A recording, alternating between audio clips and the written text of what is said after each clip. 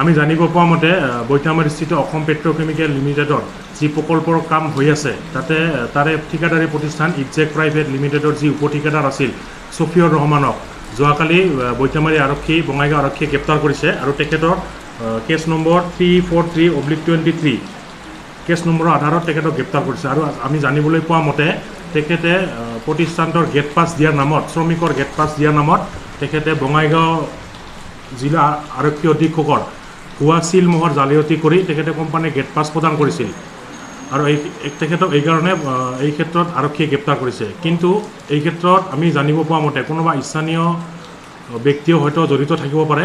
আমি প্ৰশাসনৰ ওচৰত দাবী জনাইছোঁ যে এই ক্ষেত্ৰত সম্পূৰ্ণ তদন্ত কৰি দোষীক উচিত শাস্তি প্ৰদান কৰক আৰু যি কাম হৈ আছে এই কাম নিয়াৰিকৈ পৰিচালনা কৰক।